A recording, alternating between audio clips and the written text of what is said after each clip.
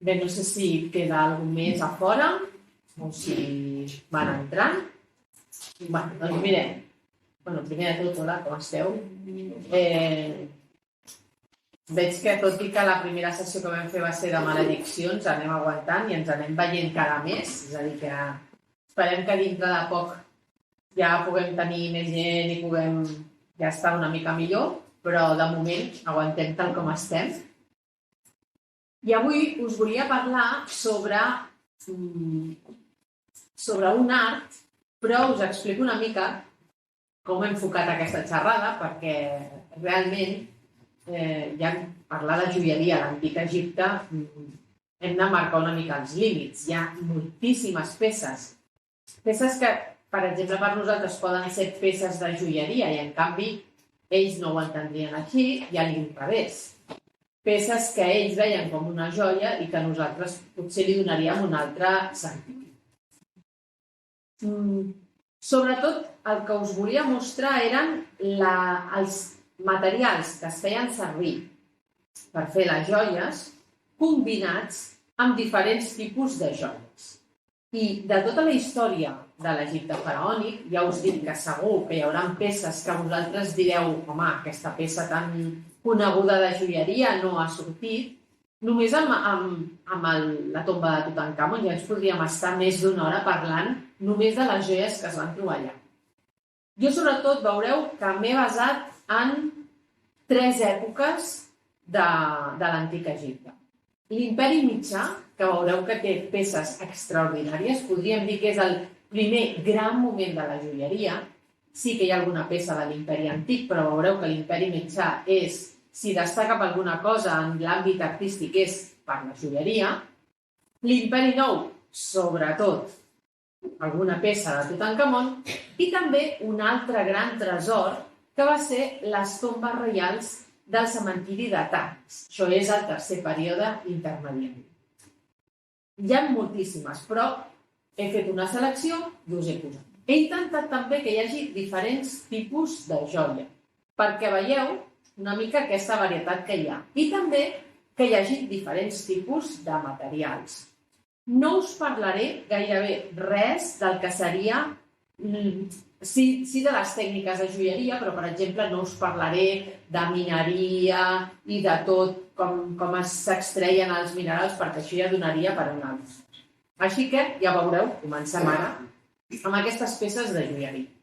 I sí que és veritat que el que sí que veureu és que joieria i religió van de la mà, perquè moltes de les joies que nosaltres veurem, com aquesta que tenim aquí al darrere, alhora té un fort component religiós, perquè molts dels detalls que veieu en aquesta joia són detalls d'amulets. Si us fixeu, aquesta peça que esteu veient aquí és un collaret. La tanca del collaret són aquests 2 caps que veieu de falcó. El falcó representa el déu Horus. Així que ja esteu veient un element de protecció associada a aquesta joia. Els materials que s'utilitzen, sobretot, veureu que és molta cornalina, molta turquesa i també lapislàtzuli. Els colors més blavosos tenim turquesa i lapislàtzuli, els vermellosos podem tenir aquesta cornalina, tenim també jaspi vermell i després, evidentment, el fons d'aquesta joia en concret, que és una joia reial, serà l'or. Ja veurem per què l'or s'utilitza tant.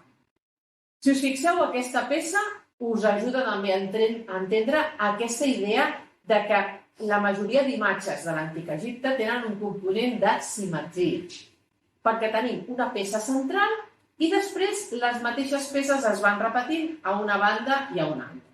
Al centre teniu aquesta peça. Dieu-me si es veu el ratolí. El veieu? No sé. Doncs així no us dic. La peça que hi ha aquí al centre és l'ànec, el símbol de la vida. Aquest símbol de la vida que està al centre està sobre un altre jeroglífic molt petit, que és el jeroglífic de Khufren. I en base aquí, si aneu mirant a banda i banda, tenim un xacal. representació segurament del déu Anubis. Una mica al costat tenim dues deesses en forma animal que estan sobre una espècie de mitja rodona. Són la deessa Voltor Nehbet, que era la protectora del sud, de l'Egipte, i la deessa Cobra Uadjet, que és la protectora del nord. Però quan estan les dues juntes i a sobre d'aquest cistellet, fa referència a un títol del faraó. És a dir, que ens està donant a entendre que és una peça relacionada amb el sobirà. Al costat teniu un símbol bastant estrany que el tornareu a veure una altra vegada, perquè és el símbol d'una deessa que no és molt coneguda, que és la deessa Bat, una deessa vaca molt antiga, que ja existia a la prehistòria, però que no és de les que apareixen més a les peces. Al costat teniu una altra peça que coneixeu molt bé, que és l'ull d'Horus, que és un ull de protecció, que ja veieu també, amulet de protecció. Una mica anem pujant, tenim una gerra. Fixeu-vos en aquesta gerra, perquè després us ensenyaré una peça i us diré això d'aquesta gerra. És una gerra d'ofrenes, per vessar algun tipus de líquid. Continuem. Tenim el pilar G, que és aquest símbol d'estabilitat, és a dir, un altre amulet. Tornem a tenir l'Ankh i acabem amb un símbol, que és com una espècie com de cor amb un pal així allargat, que és el símbol d'unió de les dues terres. I just acabem amb una abella que també forma part d'un títol faraònic. Així que això, que és un collaret, els motius decoratius d'aquest collaret ens estan parlant de protecció. Aquesta peça no seria una peça pensada per la mort. És una peça que té una tanca, de manera que seria un collaret que es portaria en vida, però formaria part, l'hem trobat en una tomba, llavors formaria part d'aquest eixugar funerari, però va ser fabricada i pensada per ser portada durant la vida, com passa amb la majoria d'aquestes joies. Alguna no, ja ho veureu. Alguna sí que està pensada perquè no la portis en vida, sinó que sigui a mort. Però algunes altres són les que tu portes en vida i després te les portes cap a la teva tomba.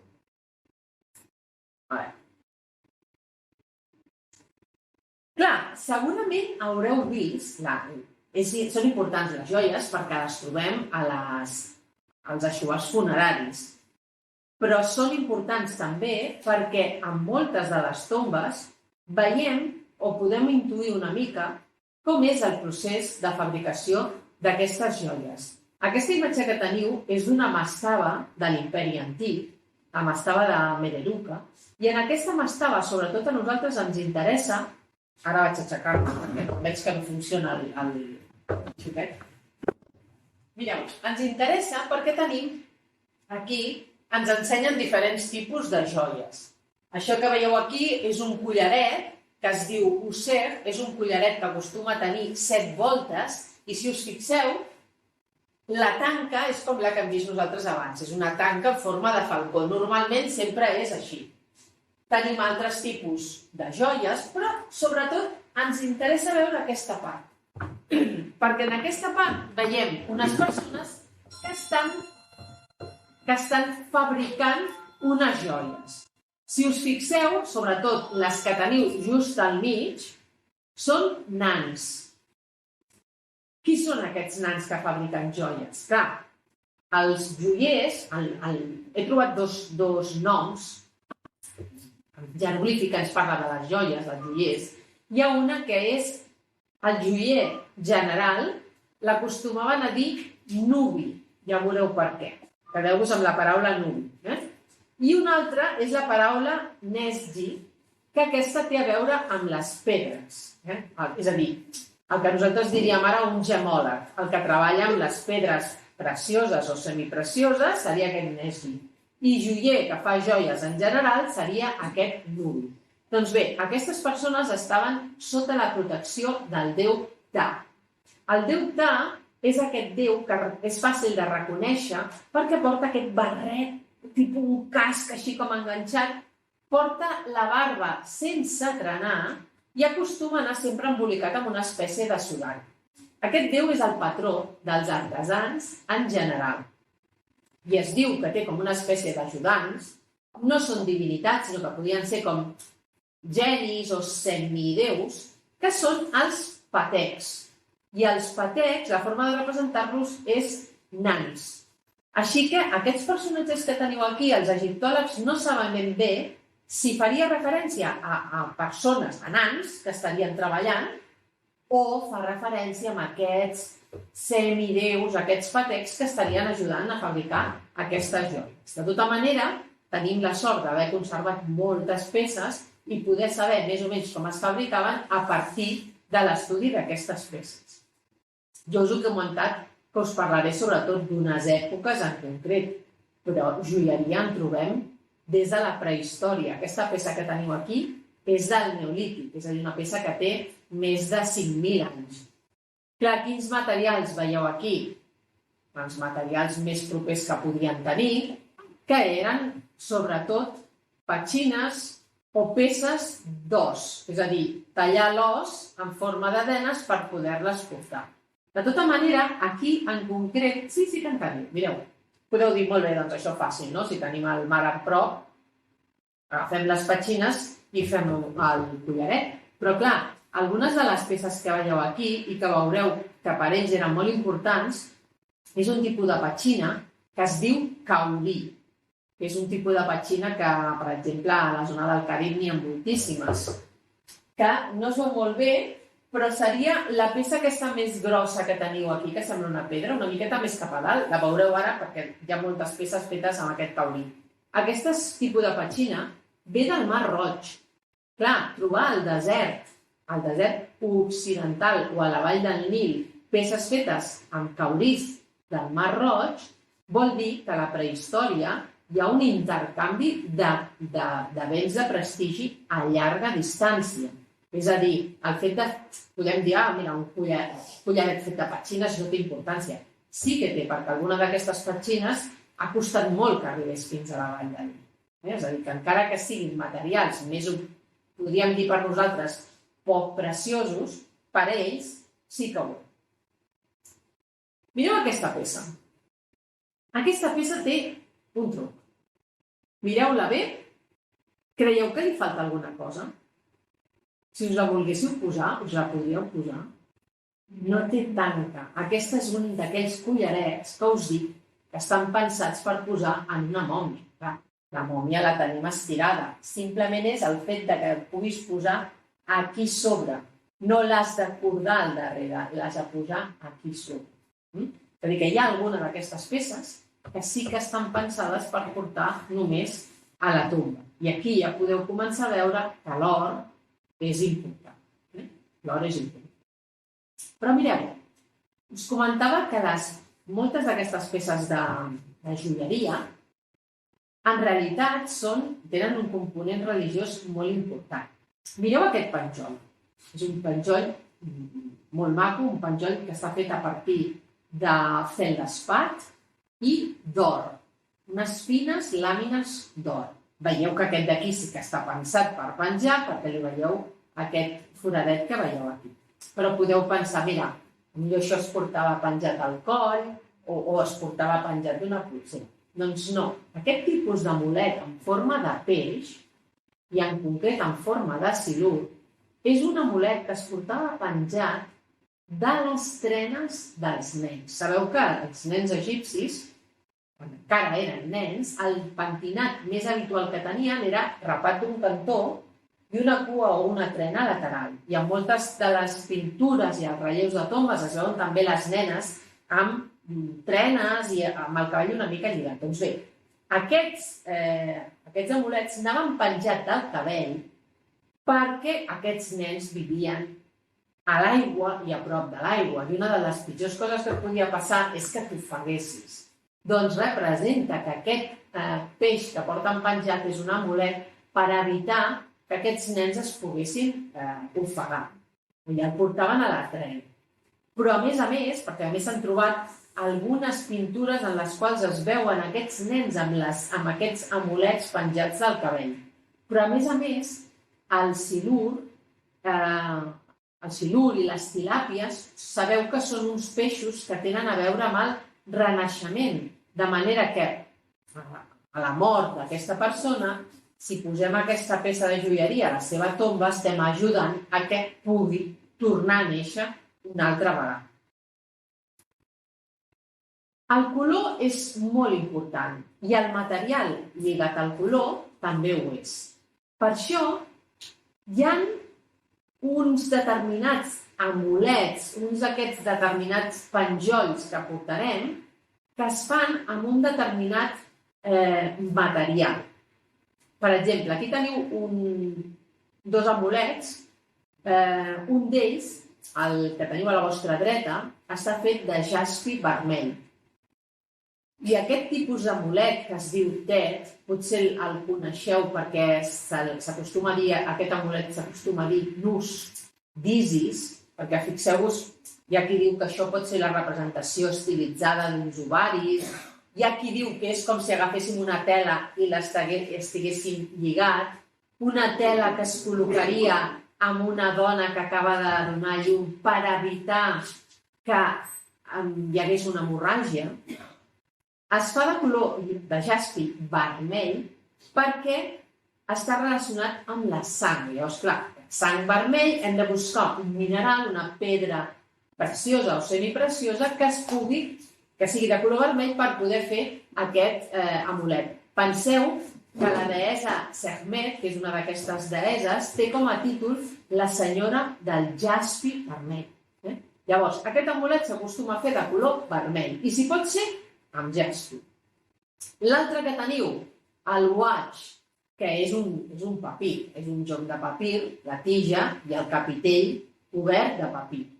Acostuma a estar fet amb un mineral que sigui de color verd. Pot ser turquesa, però pot ser també un feldespat que sigui verd. I aquest és verd perquè el papir és verd, però a més el verd té una connotació de frescor, de vida, de renaixement. Llavors hi ha determinats amulets que es fan d'un color precís. Les peces hem dit que podrien ser, tu pots portar una joia perquè és un amulet per tu, per protegir, però moltes vegades també està lligat a la qüestió protecció però medicinal, és a dir, per intentar guarir. Per això teniu aquí aquesta peça, que és molt curiosa. Aquesta peça, aquí la veieu molt petita, però no es tenen molt clar si això és un collaret o és un cenyidor. És a dir, una peça que aniria a la cintura. No té tanca, de manera que això es passaria pel cap. I aquestes petites boletes que veieu de cornalina i de turquesa semblen boletes, però en realitat tenen la forma d'una llavor d'acàcia. I per què fan sembla com molt senzilla aquesta peça? La fan de llavor d'acàcia perquè la llavor d'acàcia prevenia els avortaments. Llavors, tu et poses aquest cenyidor a la zona dels malucs i t'ajuda a prevenir que tinguis un avortament i t'ajuda a la fertilitat. Però, evidentment, una joia també té un altre valor, que és el valor de prestigi, d'estatus. Depèn de quin material t'estarà indicant que aquella persona té un estatus elevat. Clar, si tenim or, vol dir que aquella persona és una persona molt important. Penseu que l'or, al igual que la majoria d'altres, o sigui, el que serien les pedres precioses, s'extreuen de mines i aquestes mines són un monopoli del faraó. És a dir, una mica és el faraó que et concedeix que tu puguis fer-te una peça d'or. Has de tenir un cert estatus per poder accedir a l'or. Doncs bé, això que esteu veient aquí és, només veient que és d'or ja podem saber que és una persona de classe alta. Doncs bé, és una condecoració militar. El que esteu veient són mosques, però clar, són mosques tipus tàbanos, és a dir, mosques d'aquestes grans que piquen, i quan piquen fan mal. Doncs bé, en batalla, els soldats que es distingien perquè havien picat a l'enemic, és a dir, els que anaven molestant i aconseguien més victòries, se'ls concedia aquesta condecoració. Quantes més mosques tenies, la mosca volia dir que més important eres. Però aquesta joia és una joia d'una reina. Aquesta reina, que us he posat el nom aquí, la reina Ahotep, que va ser una reina que no es té molt clar si no va anar fins i tot a la batalla, però com a mínim, mentre els seus fills estaven lluitant per expulsar els Ixes, que són aquests governadors asiàtics, faraons asiàtics d'aquest segon període intermediari, ella es va quedar controlant i governant la zona de Tebes i va fer moltes arengues perquè s'anés a la lluita. I per això els seus fills li van concedir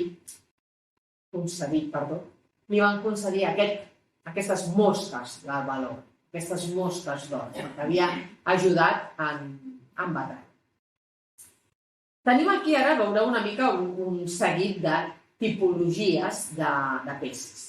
Teniu, per exemple, aquest braçalet massís, preciós, que està fet, com podeu veure, per dues, no és tot seguit, sinó que teniu dues bandes, amb una tanca, que segons em va comentar un joier, és un tipus de bisagra de tanca molt semblant, és a dir, tampoc s'ha canviat tant, molt semblant a la que nosaltres tenim ara. Fixeu-vos com el color que més us crida l'atenció és el blau. Aquest blau no és de turquesa, és de lapislàtzuli. Molt més valiós que tenir turquesa, perquè no hi ha lapislàtzuli a Egipte. De manera que aquesta peça és d'or, or, podeu veure massís, però a més té aquesta incrustació amb lapislàtzuli, cosa que li dona també molt més valor. I a més, fixeu-vos que s'ha escollit per decorar aquesta peça? L'ull d'Horus. Juntem el fet de ser decoratiu, prestigi i, a més, tindrem aquest element de protecció. Els collars, us comentava que el més comú en aquest moment, quan dic comú, no vull dir que ho pogués tenir tothom, sinó que entre les joies de classe alta, la més freqüent, la més habitual, era aquesta. Un collar osset, amb totes aquestes bandes que veieu de cornalina, de turquesa, però uns caps fets d'or, i el que veieu més petitó és el contrapès que es posava a la banda del darrere. A més, moltes d'aquestes peces acostumen a acabar amb una tira com de llàgrimes que dona tota la volta a la peça. A part de peces de collarets sencers, de vegades el que s'ha conservat és no el collaret, sinó la part que penjava, el penjoll, el pectoral, perquè normalment, com eren peces que quedaven en aquesta banda, parlem de pectorals. I aquest és un dels més coneguts. Aquests, com podeu veure, prové de la tomba de Tutankamon, i el que tenim aquí és, ja veieu que tenim dos tipus de blaus diferents. Aquest blau més fosc que esteu veient és lapislàtzuli i aquest blau verdós és la turquesa. Tenim també cornalina, que és aquesta pedra vermella que veieu, i tot això està encastat en una peça d'or, és a dir, la base és or. Què té d'interessant aquesta peça? Doncs que quan vosaltres esteu mirant aquesta peça, mentalment esteu pronunciant el nom de Tutankamon, perquè si us fixeu, tota aquesta peça és un gran escarabat alat que té a les potes del davant el disc del sol, li han posat aquest to així com vermellós, i reposa sobre mitja circunferència amb 3 palets. Aquesta peça s'hauria de mirar i llegir de baix a dalt.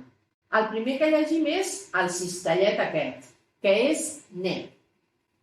Després tenim l'escarabat. Sabeu que hi ha un déu que es diu Khepri? Doncs bé, el nom de Khepri ve d'un verb que és el Kheper. Aquest escarabat amb les ratlletes es llegeix Kheperu. I el disc solar és el sol, Re. De manera que vosaltres mentalment esteu llegint Neb, Kheperu, Re, que és un dels títols de Tutankamon. Així que aquesta és una peça criptogràfica, perquè estem veient una cosa, però estem interpretant que aquí hi ha una segona lectura. Molt bé, hem vist els collarets, hem vist un pectoral, i ara una peça que per mi m'agrada moltíssim. Un anell. Un anell que es va trobar a la mòmia al polze d'un faraó d'aquesta tercer període intermediari que us comentava de la necròpolis de Tanis. La necròpolis de Tanis és com la tomba de Tutankamon perquè és un cementiri que estava al delta, a la localitat de Tanis, reial, i aquest cementiri es va trobar inviolat.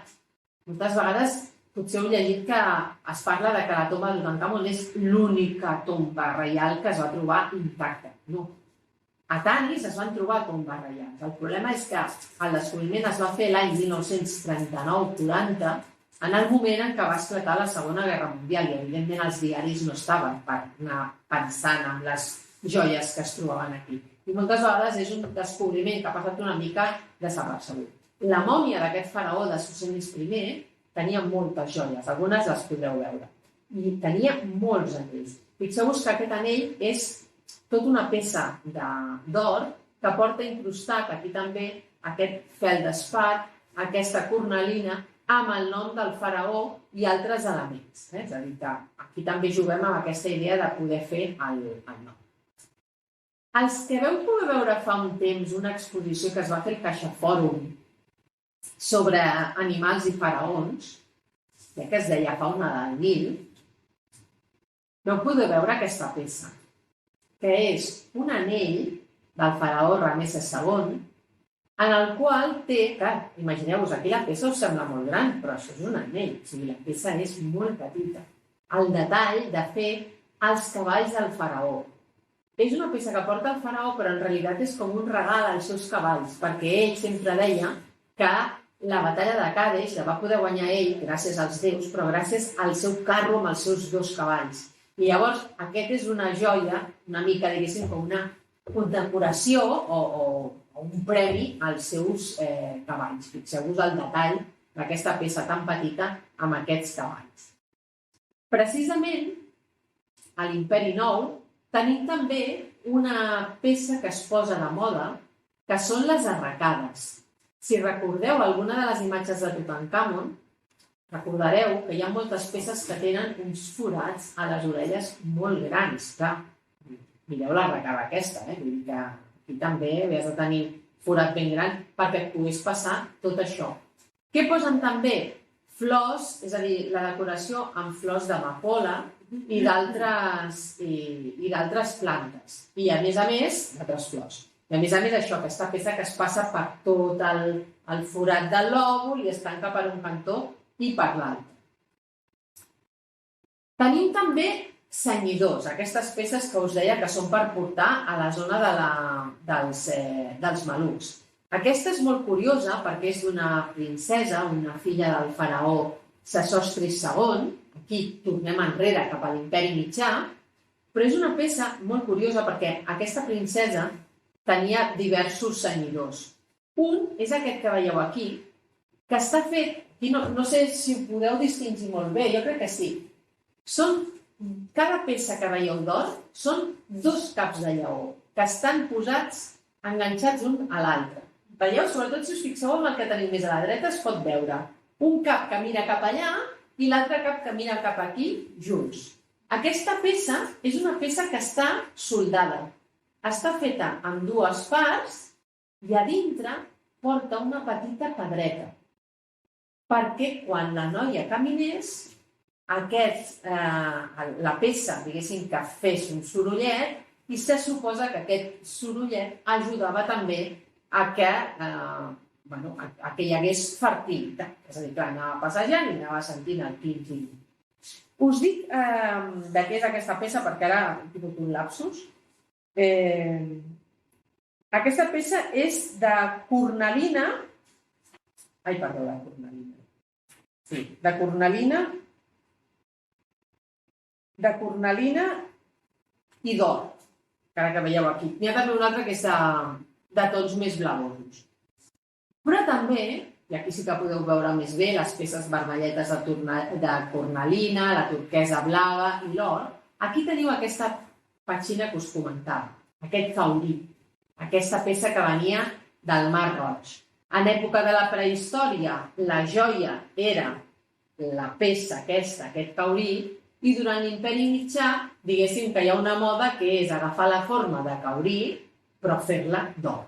I aquí també està fet en dues parts, i aquí dintre no portava una pedreta, portava una petita peça d'or que també feia la mateixa funció, aquest sorollet a mida que ella camina.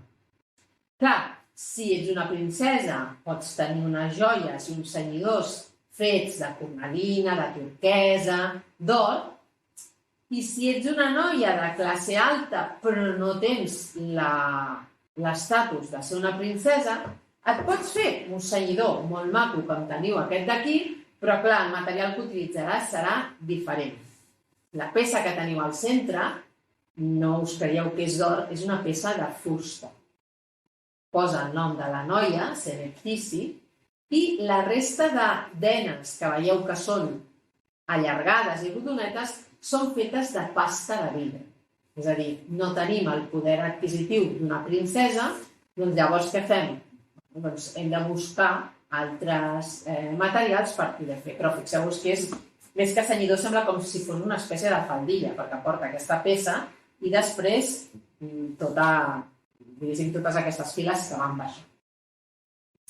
L'or era bastant abundant a Egipte, per dues raons. Primer, perquè hi havia mines d'or, sobretot a la zona del mig sud, a la zona de Coptos, a prop del desert oriental, però també perquè tenia control del territori de Núbia, el territori que hi havia més al sud.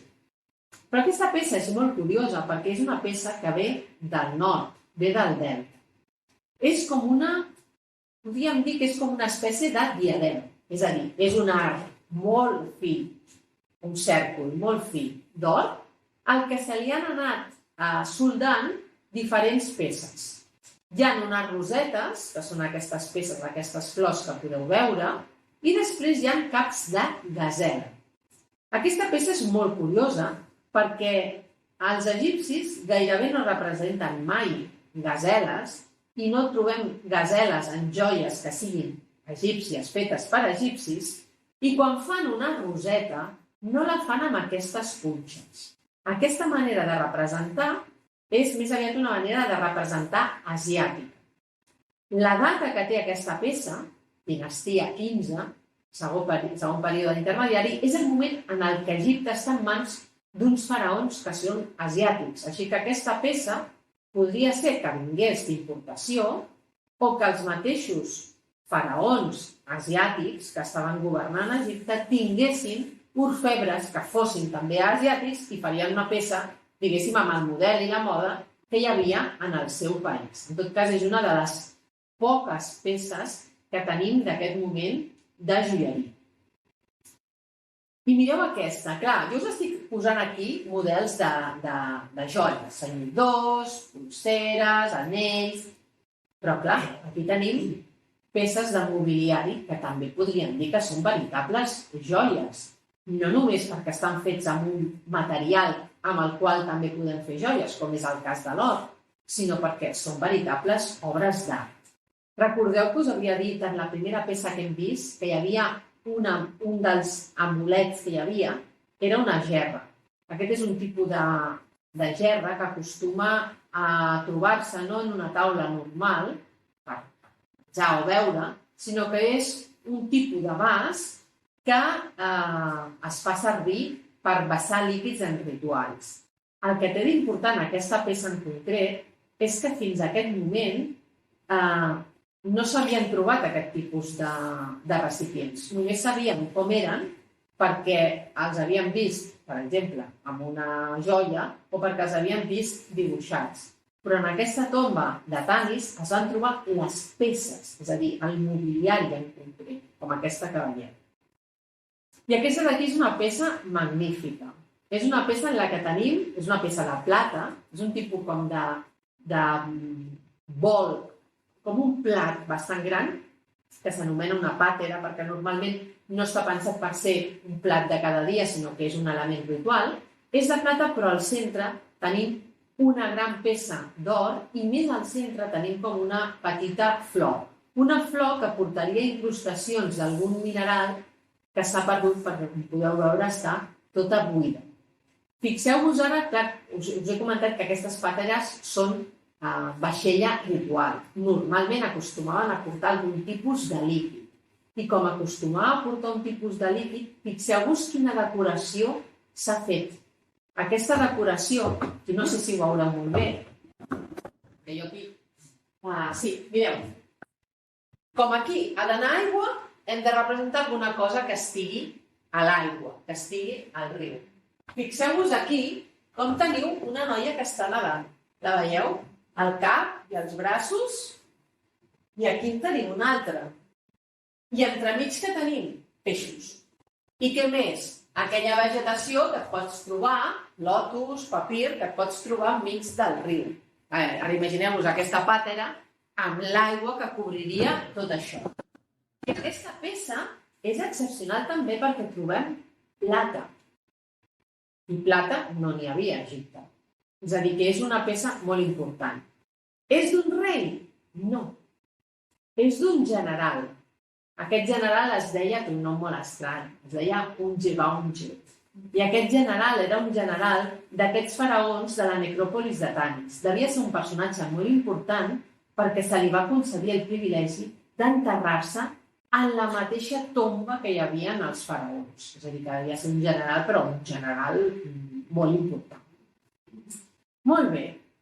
Una altra peça que és una joia. Això que esteu veient aquí és una funda de mirall. És la funda, això. És una funda que està feta amb or i per dins plata. Prové de la tomba de Tutankamon. I fixeu-vos que també tenim detalls de cornalina. Ara fixeu-vos quina forma s'ha escollit per fer una funda d'un mirall blanc, el símbol de la vida. És a dir, que aquí juntem també aquestes dues coses. I aquí teniu un mirall, que no és de la tomba de Tutankamon, però un mirall molt, molt, molt especial, perquè normalment els miralls, que penseu que no hi havia, és a dir, el vidre que nosaltres coneixem, no existia. Hi havia pasta de vidre, però no un vidre en el que tu t'hi poguessis veure. Llavors, quin era el material que es feia servir com a mirall a l'antiguitat? Normalment era bronze molt polit perquè reflectís la teva imatge, que tampoc es reflectia superbé, però que t'ajudés. Normalment acostumen a ser peces que el disc és de bronze i el mànec pot ser, per exemple, d'obsidiana, pot ser de fusta, però aquí tenim un mirall que està fet amb plata i or. És a dir, una veritable joia. I a més, el mànec acostumava sempre, o gairebé sempre, sempre no, però moltes vegades, acostumava a tenir elements relacionats amb la deessa Hathor, que és la deessa de la bellesa. Tens aquí un mirall, deessa de la bellesa, veieu que té aquest cap amb aquestes orelles de vaca, i a més, fixeu-vos que si li traiéssiu el cap, en realitat tindríeu una flor. És a dir, que aquí estem jugant amb la deessa de la bellesa i aquestes dues peces que són, aquests dos minerals que són molt importants. I fixeu-vos, aquesta és l'única imatge que he trobat una mica així, perquè aquí tenim un ganivet, la beina veieu que és d'or, tenim or, però aquests materials que per nosaltres diríem que són superimportants i superrics, el més ric que teniu d'aquesta peça és precisament la fulla. Perquè la fulla és de ferro. I és un ferro meteòric. No hi havia ferro en aquest moment. No es treballava el ferro. Llavors, clar, tenir aquesta peça de ferro és, podem dir, la veritable joia que tenim en aquest moment. Molt bé, de vegades les peces de joieria són petites que van incrustades. Aquí teniu només l'oreu, que l'oreu segurament aniria col·locat en algun tipus de diadema o en algun tipus de corona. Però clar, fixeu-vos aquesta peça tan petita i tots els detalls que té. el lapis lazuli, la cornalina, l'or, i aquests punts de granat vermell, que aquí es veuen molt foscos, que és el detall. Fixeu-vos com, a més, l'ull té tota la banda allò envoltat d'or, tots els petits detalls que té d'aquesta peça. I precisament veurem ara una miqueta quins són els materials que es fan servir per aquestes joies. Ja heu vist que el més abundant és l'or. L'or té una qualitat molt bona i és que, com és un material tan durader, és l'ideal per poder-te fer una joia que el que vols és que duri eternament. És a dir, jo a la meva altra vida em volia portar una cosa que em duri per sempre. Doncs or. A més, ja hem dit que l'or tampoc era tan difícil d'obtenir, perquè n'hi havia a Egipte, però també en teníem a la zona de Núbia. Núbia, de fet, hi havia tant d'or que de vegades els egipcis l'anomenaven com a la terra de l'or. Mireu quin era el jeroglífic per dir la paraula or. La paraula or era nebu, que és aquest cistellet que veieu al mig que li pengen aquestes, sembla que siguin com pepites d'or. Aquí teniu una moneda d'or. Si no us fieu que la moneda sigui d'or, us ho posa escrit. Or, bo. Aquest jeroglífic que veieu aquí al mig és nefer. Nefer vol dir bo o bonic. Llavors és com per dir, sí, com si nosaltres diguéssim oro de dir, sí, és bo. És una moneda d'or bo. I això, doncs, aquesta la paraula or, nebu, i aquí diu que núbia podria venir d'aquesta denominació de nebu. I aquí no es veu molt bé, depenent de la peça. Teniu una peça de la Xubà de Tutankamon que està feta d'or vermell. Depenent de quina aleació tenia, és a dir, amb què es barrejava l'or, podia tenir diferents tonalitats. Aquí teniu, per exemple, una peça d'or vermell. Per què trobem tantes joies d'or? Home, d'una banda, està indicant l'estatus d'aquella persona, però sobretot, a nosaltres ens interessa perquè l'or està relacionat amb el sol i amb els déus. Amb el sol, evidentment, perquè l'or brilla, i llavors què tenim nosaltres pensant en el nostre dia a dia que brilli el sol? Doncs el déu del sol, Re, es relacionava amb l'or, però a més, perquè hi havia una llegenda que explicava que els egipcis creien que els déus estaven fets, la seva carn era d'or, els seus ossos eren de plata i els seus cabells i els seus pèls eren de lapislàtzuli. Fixeu-vos ara en aquesta famosa peça, amb aquesta peça que està feta amb unes làmines d'or batut i després s'han anat incrustant diferents tipus de minerals. La carn, la cara, és or, com els déus. I ara fixeu-vos les celles, la banda al voltant dels ulls i la barba són de lapislàtzuli, com els déus. Els ossos aquí no entren, així que no sabem si són de plata o no, però en principi el que es fa és reproduir això. La màscara és molt important perquè reflecteix la cara del difunt. De fet, al momificar tapes la seva cara. Com llavors podran reconèixer aquesta persona en el més enllà? Necessiten veure-li la cara. Què fan? Hi posen una màscara al damunt, però ja sabeu que les màscares no són un retrat real de la persona, sinó que és un retrat idealitzat.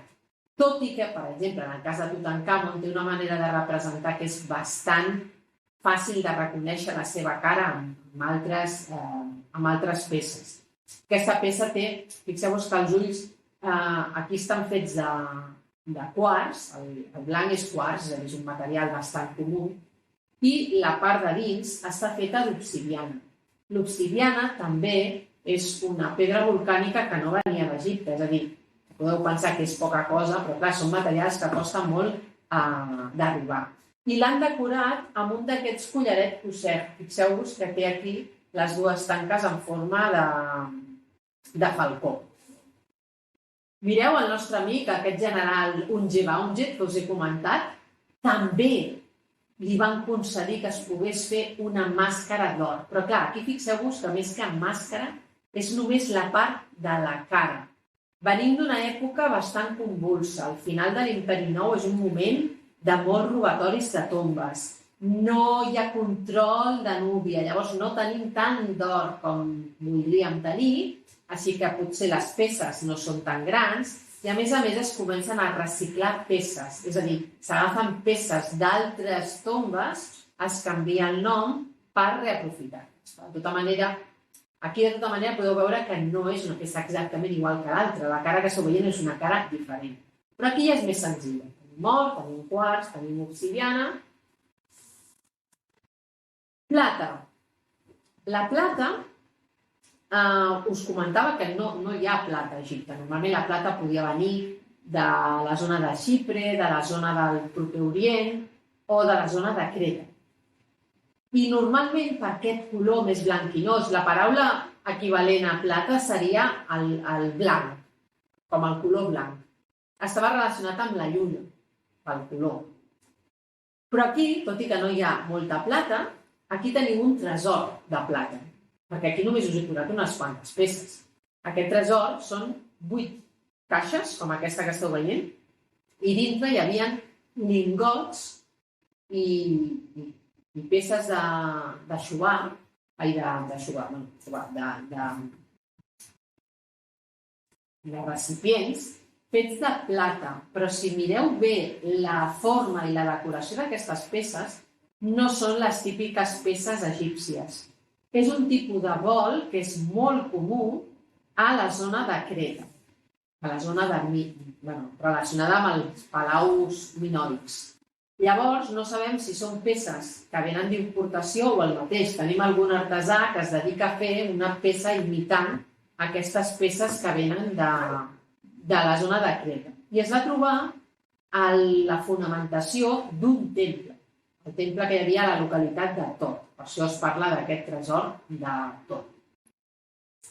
Però fixeu-vos, per exemple, aquestes pulseres tan maques que són de la reina Heteperes de la dinastia IV, de l'imperi antic. Són peces de plata. En aquest moment gairebé valia més una cosa feta de plata que no pas una cosa feta d'or. I fixeu-vos que maques són amb aquesta incrustació en forma de papallona. Ja veieu que cornalines, turqueses, lapislàtzuli no tal, però cornalina i turquesa són com la base de totes aquestes peces. A més, aquestes peces es portaven a la zona entre el canell i el colze i llavors s'anaven fent a mida del teu avantbraç. És a dir, que aquestes eren més grans i cada vegada es feien més petites. Aquí hem tingut la sort que en la xubada d'aquesta reina es pugui trobar una caixa en la que es trobaven aquestes pulseres, però si no, hi ha moltes escultures en les que es veu a les dones amb aquestes pulseres que porten aquí. Tot i que no hi ha molta plata, sí que és veritat que tenim peces de plata. Aquesta, per exemple, és una diadema molt senzilla, és una diadema d'un faraó, però és molt senzilla perquè és un cèrcol de plata. El que passa és que, si us fixeu, la plata va fent una petita decoració. L'han gravat amb unes ratlletes perquè la idea és que això us hauríeu d'imaginar que està fet amb un material vegetal i estaria com lligat i trenat. I vol reproduir aquest aspecte, diguéssim, d'aquests joncs trenats. I llavors, a la part del darrere, perquè la del davant no ho podeu veure molt bé, però tindríem un veu, aquesta part del darrere té aquests dos capolls de flor de lotus amb aquesta peça central. D'aquesta tomba que us comentava, d'aquest cementiri violat de Tanis, prové un sarcòfag de plata, el que us deia, molt més valuós tenir un sarcòfag de plata, un taüt de plata antropomorf del faraó Susenes. Fixeu-vos que té el detall d'or de la diadema, de l'oreu, però tota la peça és de plata. Hi ha un altre mineral molt curiós que és l'electre. L'electre és un mineral que es troba a la natura, però que en la seva composició és una barreja d'or i plata. De vegades hi ha peces que tenen més component de plata o més component d'or. I aquí teniu un d'aquests cinturons, que ja veieu que la idea d'aquests cinturons una mica sempre és la mateixa. Tenim els caudís, tenim aquestes petites boletes, però aquí fixeu-vos com a protecció han posat els peixos, aquests que hem vist, però també la trena. Aquest element que teniu aquí és aquesta trena lateral que us comentava. I a la part de baix, aquest detall que veieu aquí, teniu aquest capoll de lotus i a la part del final, perquè recordeu que aquestes són peces que es troben a la tomba, tenim un déu que és el déu de l'eternitat, el déu Her. Clar, què et desitgen amb aquesta peça? Que visquis eternament, que visquis durant molt de temps. Moltes vegades aquests materials formen part de mànecs, probablement d'espases o de ganivets, com aquest que veieu aquí, que és d'aquesta època que estem del segon període intermediari. Aquests serien els minerals, podem dir, els minerals molt més valuosos. L'or, la plata i aquest electre. Però ja heu vist que la majoria de les peces, sobretot el que tenen, són aquest tipus de pedres més semiprecioses. La turquesa, que aquí la veieu de color blau, però sabeu que pot ser blau verdós, el jaspi, que s'utilitza tant el jaspi verd com el vermell, però trobem més jaspi vermell que verd a les peces, la cornalina, que era molt habitual, i el lapislàtzuli, que era molt més difícil de trobar. Fixeu-vos com cadascun d'aquests minerals tenien una propietat associada. L'alabastre us l'he posat, però l'alabastre, evidentment, no teníem joies d'alabastre. Pel color blanc seria la puresa. L'ametista, que veureu que hi ha també moltes peces d'ametista, està relacionat amb el Renaixement.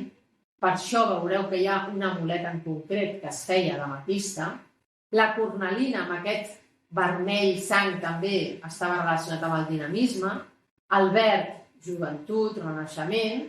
El jaspi vermell, sang, amb la vida.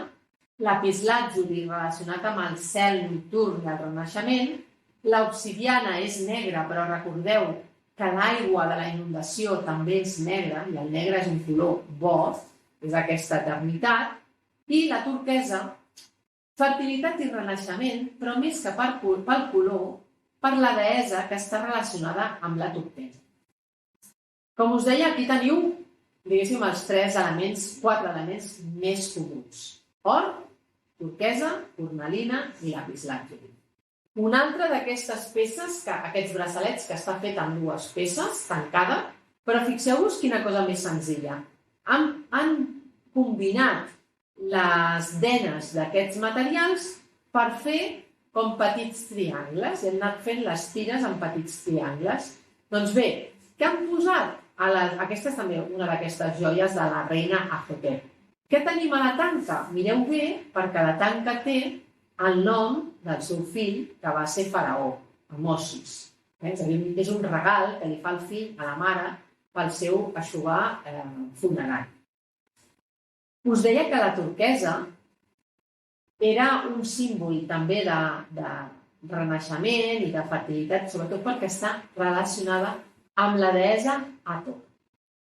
Aquí teniu un d'aquests pectorals d'aquesta princesa, de la princesa de Sitator, que si ho veieu així, diguéssim que a l'engròs, esteu dins d'un temple. Teniu la base, el que serien les columnes, i la cornisa superior. Enmig tenim el nom del faraó tancat amb el seu cartutx, també, com podeu veure, cornalina, turquesa, i el hepri, l'escarbat, l'escarabeu de lapislàtzuli, flanquejat banda a banda pel falcó, que és la representació d'Horus, del faraó, del qual l'acompanya els oreus amb el símbol de la vida i estan a sobre d'aquest símbol d'or. És a dir, aquí el que tornem a veure és llegir el nom del faraó. Us deia que la deessa Hathor està relacionada amb la turquesa. Si heu anat al Museu de Montserrat, heu anat a veure la part de museu arqueològic que tenen, hi ha aquest relleu que ve de la zona del Sinaí. La turquesa provenia del Sinaí. és a dir, provenia de territori egipci. I allà al Sinaí hi havia unes mines de turquesa. Doncs allà hi ha un temple dedicat a la deessa Hathor i probablement d'allà prové aquest relleu. I en aquest relleu el que us diu és Hathor, senyora de la turquesa. És a dir, que té aquest component de renaixement i de fertilitat perquè està relacionat amb la deessa Hathor. El lapislàtzuli, com us deia, prové sobretot de la zona de l'Afganistan i per aquest color tan blau fosc que es relaciona amb el cel, però amb el cel de nit, és a dir, amb la deessa Nut. Fixeu-vos aquest braçalet de Tutankamon amb aquest escarabeu de lapislàtzuli i després teniu aquestes peces també de cornalina i de turquesa més petites. L'ametista és curiós. Us deia que es relacionava amb el Renaixement i per això, quan volíem fer un amulet d'escarabeu, el feia moltes vegades d'ametista. Però l'ametista la podeu veure, i veieu que té un to més violeta, té un to més fosc. Això són turmalleres. I són turmalleres molt curioses perquè es tanquen, i a més de l'ametista té aquestes peces d'or, tenen una urpa. I aquesta urpa podria estar relacionada amb una deessa felina. No sabem ben bé si és la deessa Mafdeh, però en tot cas és una peça lligada a la reialesa i a més relacionada probablement amb aquesta deessa. La malaquita també s'utilitza, el que passa és que la malaquita, més que utilitzar-se com una joia, s'utilitza per triturar-se i per fer algun tipus com de pigment. Com és de color verd, es relaciona amb el déu Osiris i llavors el trobem, per exemple, decorant les cares d'alguns sarcòfags. Com quan morien els egipcis creien que es convertien en uns Osiris, pinten la cara del seu sarcòfag de color verd. El feldespat d'aquestes peces de tanis, també, sobretot aquest feldespat verd, blau, també forma part d'aquestes peces. No és tampoc molt habitual, però si no tenim o no volem fer una peça amb turquesa o amb lapislàtzuli, tenim el feldespat que també ens pot servir. I us poso aquesta imatge perquè passo endavant i enrere.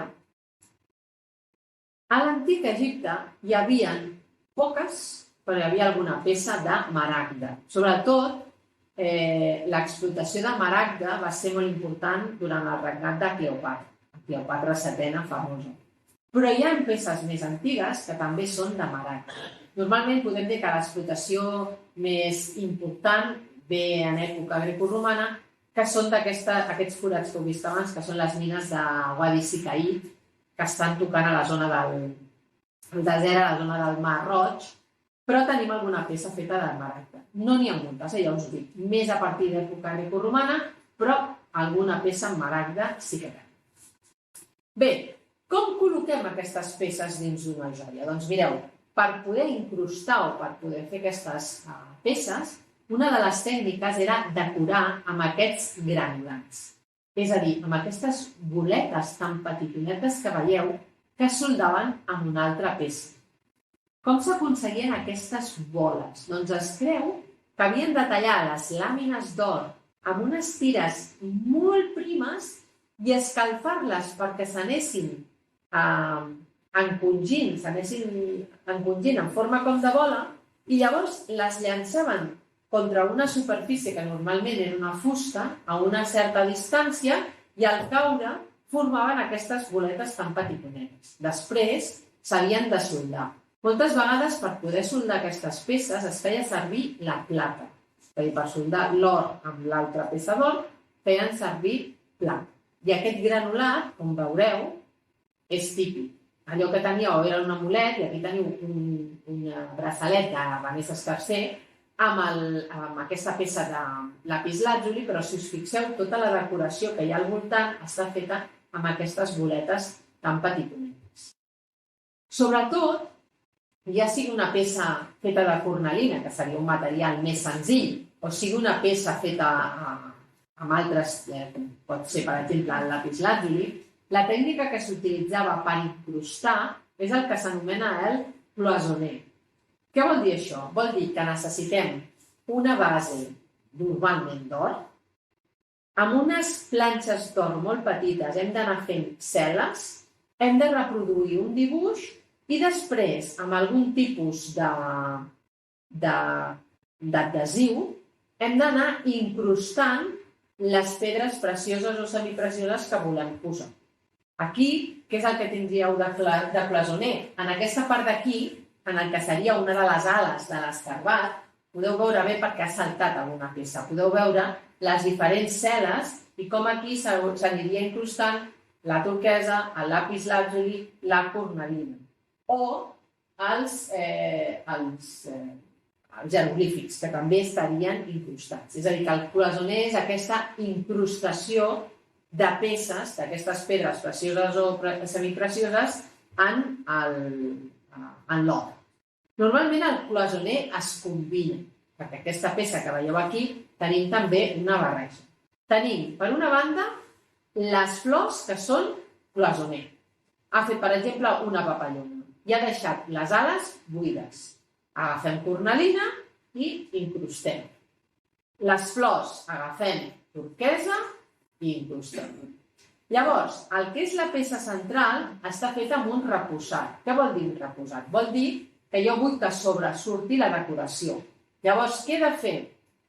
Per la part del darrere de la peça he d'agafar una eina que tingui la punta rodona, roma, que no pugui punxar, i he d'anar pressionant perquè la decoració surti en relleu. Aquesta espècie de petxina, quina decoració ha fet en reposat? Doncs ha fet aquell amulet que us comentava de la deessa Bat. Aquí la podeu veure millor. Aquest cap de dona amb aquestes ulleres de vaca i aquest cistre a la part de dalt. És a dir, que el reposat és aquest relleu que aconseguim amb una peça. Però ja veieu que combina les dues coses, perquè també tenim el cloisonner.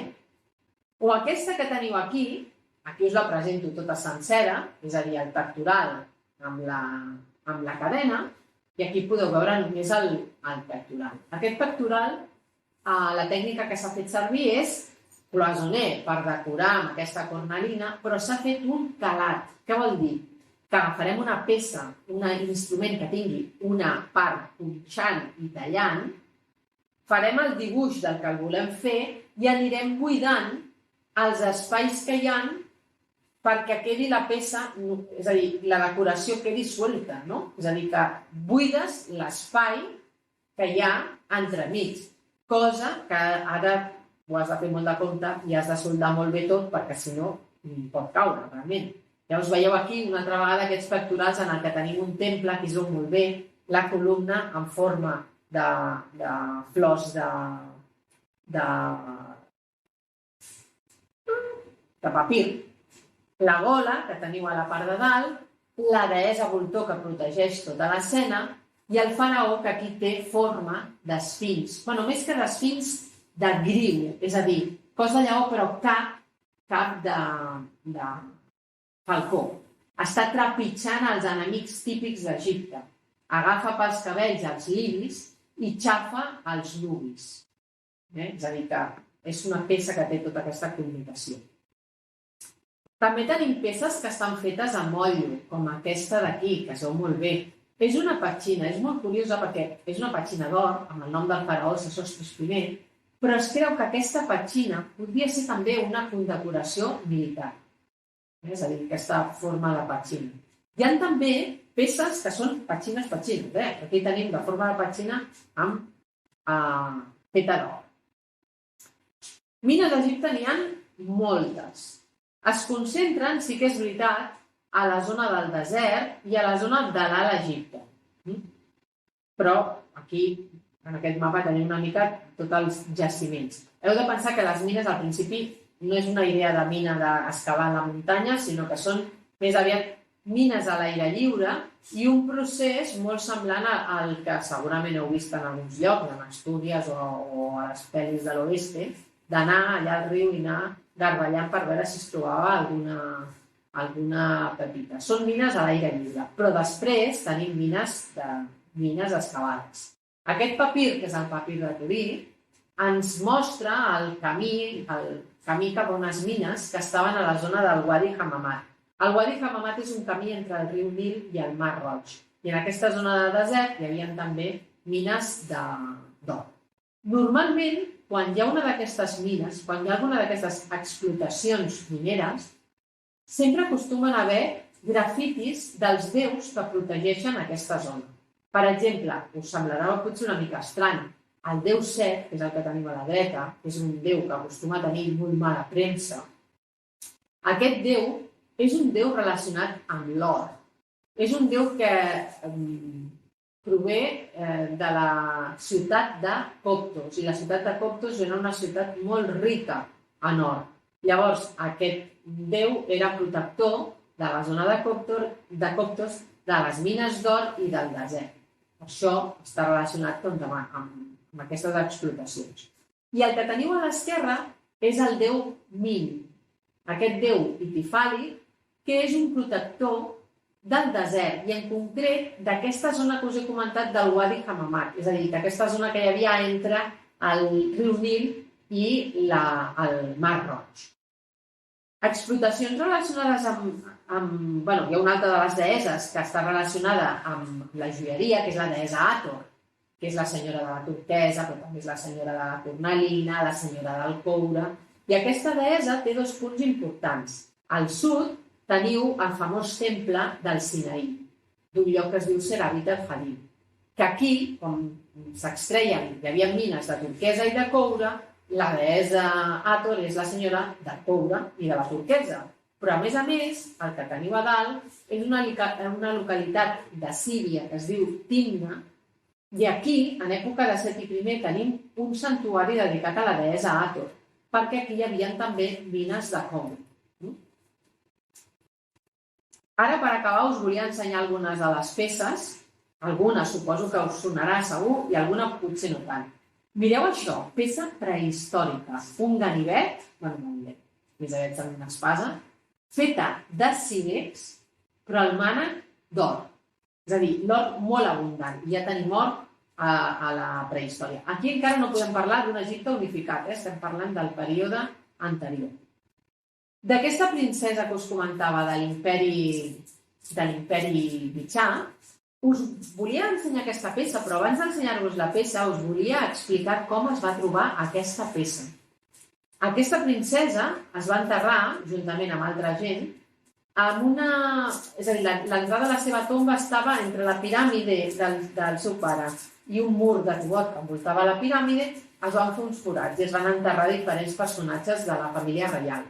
Quan es va entrar en aquesta tomba, la tomba estava plena de fang i van veure que moltes de les peces estaven desfetes i trencades.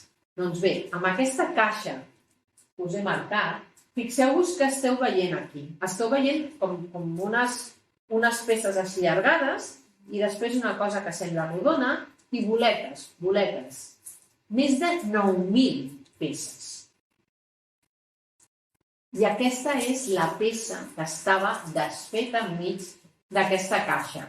És una diadema reial, perquè fixeu-vos que porta l'oreu, és molt senzilla perquè és un cèrcol en el que s'han incrustat aquestes rosetes, però a la part del davant té aquest oreu, a la part del darrere que té aquestes dues plomes altes i aquestes cintes que pengen.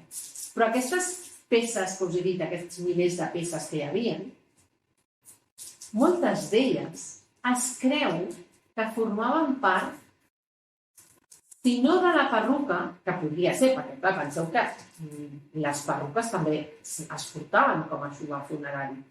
La perruca aquesta no es va trobar, però amb totes les peces que hi ha van deduir que decorarien el cabell la perruca i llavors van fer una perruca postissa a la que li van posar aquestes peces que veieu, que, és a dir, seria tal com podria anar la princesa.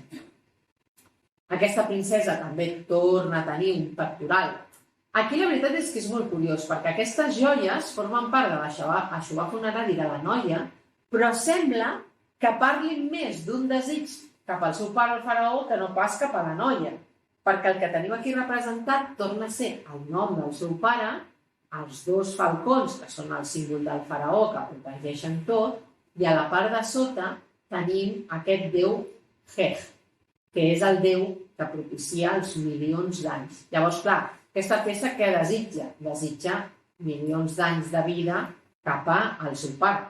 És curiós, perquè ho tombes de la mare a la noia. Però ara fixeu-vos una cosa, mireu aquesta peça i suposo que veieu que és una peça d'una qualitat exquisida, tot el detall, les incrustacions. Penseu que moltes vegades l'ull no conserva la incrustació, però la majoria d'aquests ulls són ulls fets amb granats. Llavors, ha caigut la peça, però és el detall que hi ha. Doncs, això és la part del darrere. La part que no veuríem mai, perquè la porta és enganxada. En lloc de deixar-la sense fer, fixeu-vos com reprodueix absolutament tot. És a dir, la joia és tant una banda com l'altra, perquè la part que no s'ha de veure també està perfectament decorada.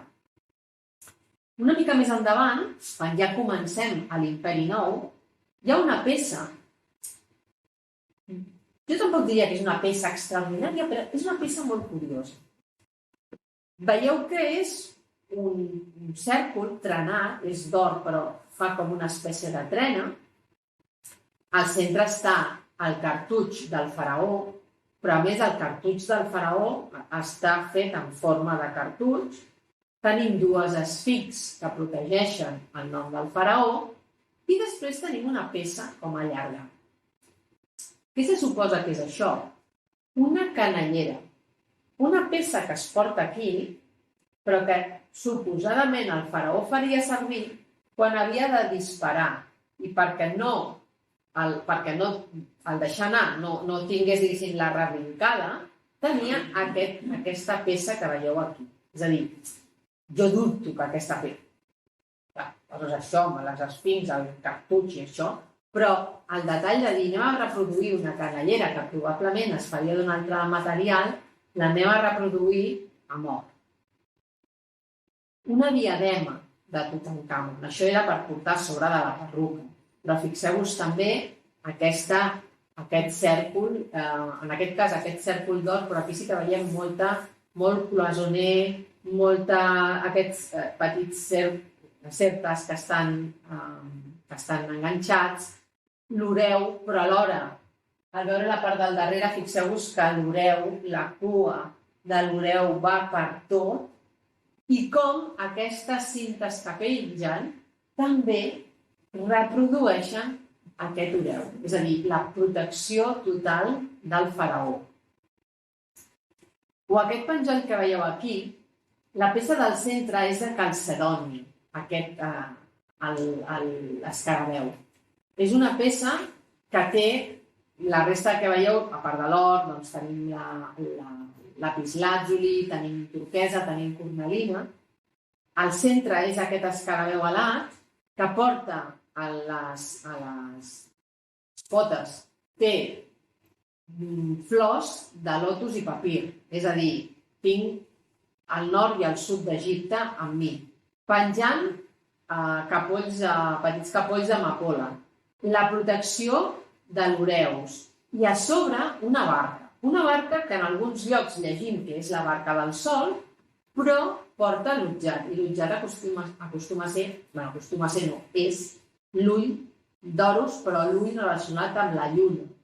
I a més, a sobre de l'utjat porta un creixent lunar, un disc lunar amb Tutankamon flanquejat pel déu Tot i el déu Re Aractes. És a dir, tota una peça en la qual el simbolisme també és important. O aquesta peça, que això que esteu veient és una peça, el que passa és que la peça esteu veient les dues cares. Això són com uns cofres molt petits, però aquests cofres esteu veient l'evolució de Tutankamon. Tutankamon, que és un jove que mor, per això veiem amb aquest to negre, però tornarà a néixer com un nen. És com tota la vida sencera. Neix, és jove, mor, torna a néixer una altra vegada. Fixeu-vos com hi havia també un altre tipus de condecoració, un altre tipus de collareta especial que es deia Cheviu, perquè estava fet com de petites denes. Imagineu-vos, 5.000 discos petitonets d'or per fer totes aquestes voltes. I després, totes aquestes peces que van caient. Portes 8 quilos aquí i t'aniria una mica ahí caient. I per últim, us volia ensenyar una joia, que no és una joia per portar posada, i és una joia superpetita, que combina l'or i el lapislàtzuli. Aquí torneu a veure molt bé el tema del cloisonné, perquè han saltat aquestes peces de lapislàtzuli i es veuen al lloc on anirien incrustades. És una peça que prové també d'aquesta necròpolis de Tanis, del faraó Usurkó II, estem al tercer període intermediari, a la que teniu a la famosa tríada osiríaca.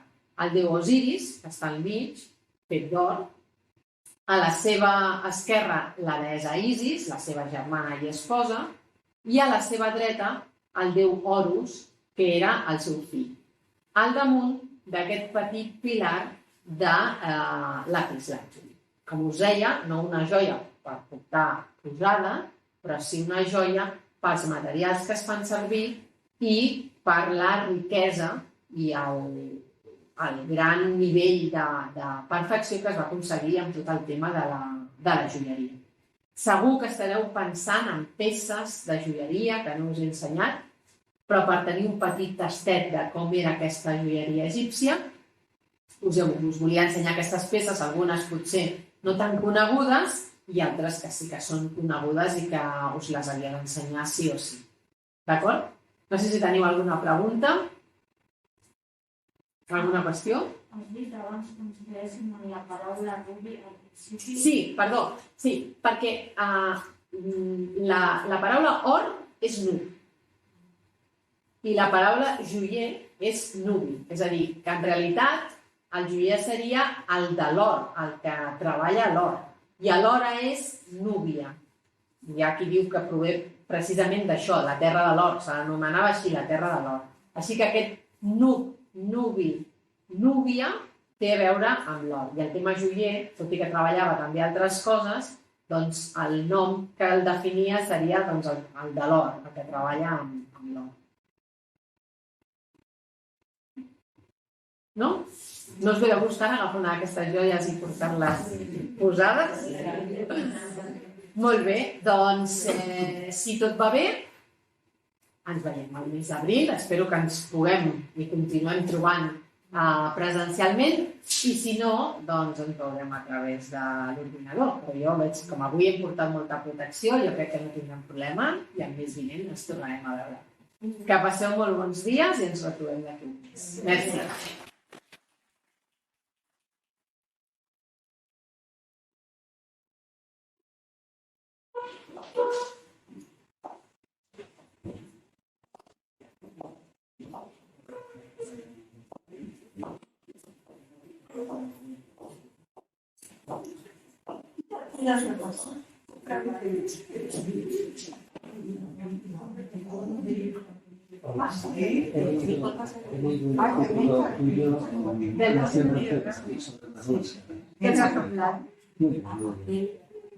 La veritat és que s'ha publicat bastant ràpid.